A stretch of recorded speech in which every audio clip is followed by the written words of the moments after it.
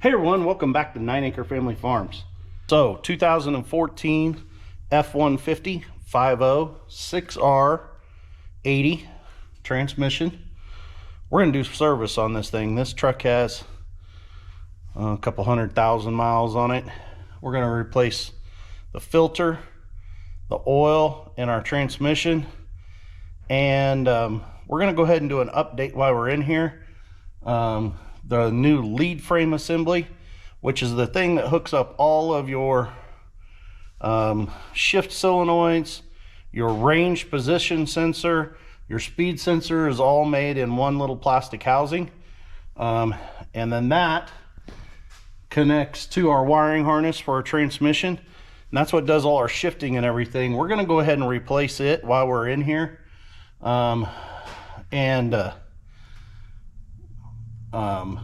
Go ahead and service this transmission up. Trying to take care of our stuff. Of course, we do most of our own repairs here, as you guys know. So I thought I'd bring you along while we do that on this truck. So the first order of business I have to do is I have to remove all of these row of bolts around this pan. Now, we're not going to take all of them out. We're actually going to leave a few because there's no drain on this thing. The only drain is when the pan comes down.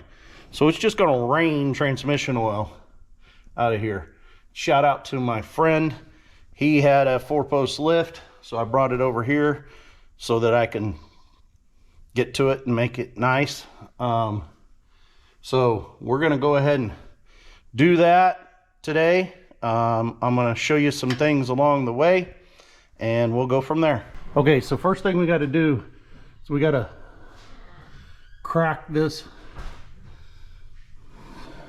right here, and inside of that, that's our tube, our dipstick to check our oil. This is also where you have to fill this transmission. We got to take this cap off, then we got to pull up on that little dipstick and break the seal because this transmission creates a vacuum inside of it.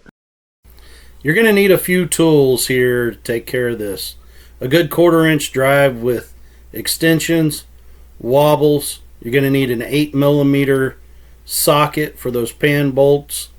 You'll have to have a 19mm end wrench to open up where the oil fill is and that dipstick is. Once you get your pan off, you're going to need a good set of Torx head bits. I recommend the ones that will go on to a ratchet 3/8 or 1/4-inch drive,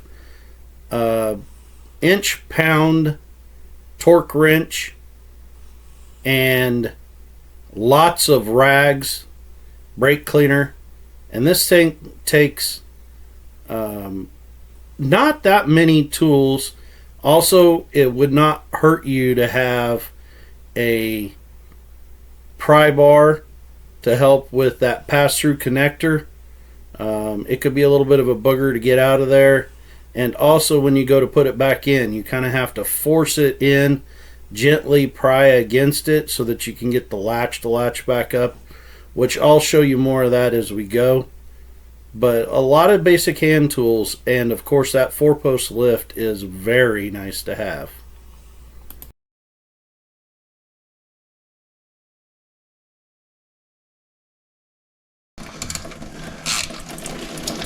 There we go. And now we start the rainstorm.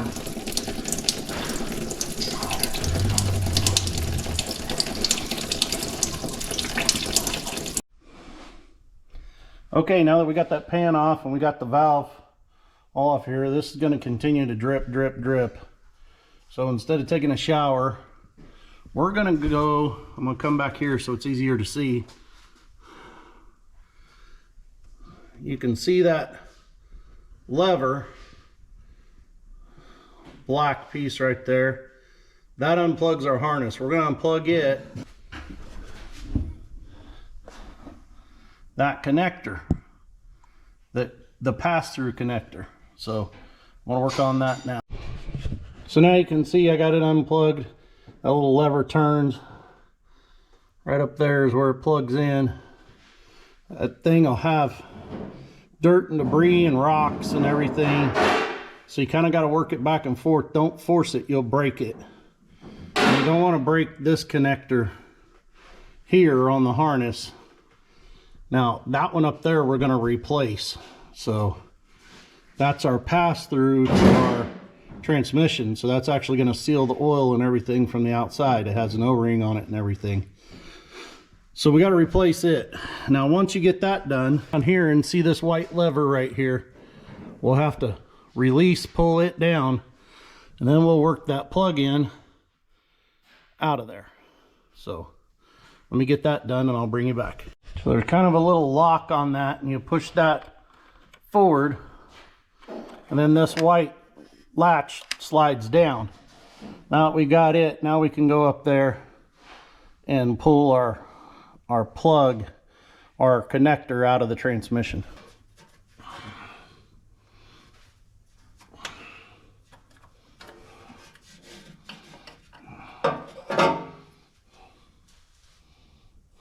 Now there we go, that's what we get out. You can see it's got an O-ring right here. It's just a pass-through connector is all it is. But now we got that, now we can take this valve out. Once you get several of them bolts out, you might want to let it rain a little bit, because this flat gonna put out some oil again. Let's wait until it quits dripping again. And there we go, we got the valve out. We got bare housing. That's pretty important right here at this hole right here. This little valve comes out. That valve has to go back up in that and has to stay in there when we put this back together. So we're going to let that drip while we replace this lead frame. Now we got it off. There's your lead frame. Unplugs from all those. Now we're going to put the new one on and start going back together with this thing. We'll do a little more cleanup before I actually put it on there. Okay, now that we got our lead frame replaced, we make sure that all of these solenoids are engaged. Important that you make sure that this range shifter is engaged with that little nub. Okay. Now we're going to torque those 6 bolts to 53 inch-pounds. So I'm going to do that, finish cleaning up, get ready to put this thing back together.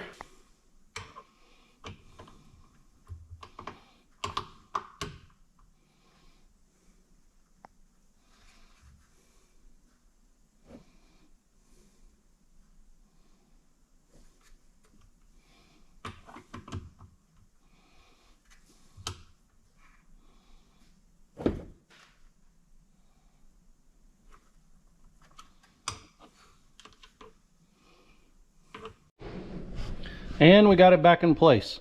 You need to make sure that this manual tang here is lined up, you know, that comes from your shifter. And with this, you need to torque these 11 bolts to 71 inch-pounds. Now we're going to put our connector back in here, and we'll push up the lock and lock it in place. Then we'll be ready to put the filter and the pan back.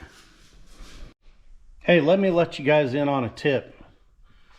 Don't put this pan on until you put the transmission filter in there. Not a good moment for Dale. All right, now we got the pan on with the filter in it. Now we just got to fill it with oil. And let me show you. This thing is like really fun to fill with oil, because you got to fill it in that little gray dipstick hole. There's no way to fill it from the top. It's just peachy. I'm a Ford guy. That's the dumbest thing I've ever seen in my life. But hey, Ford engineers, you should be beat for that.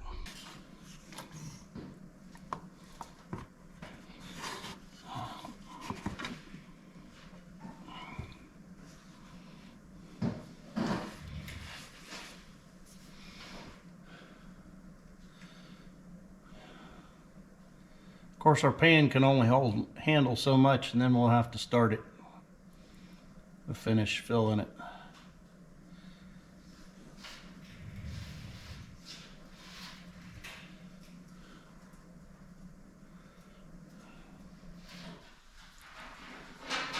Eight quarts of oil later, filled up to the hash mark, we're back rolling. Well, guys, thanks so much for being here. So remember, 5-0, you guys can do this service yourself. If you got some jack stands or some ramps, stuff like that, you can do it.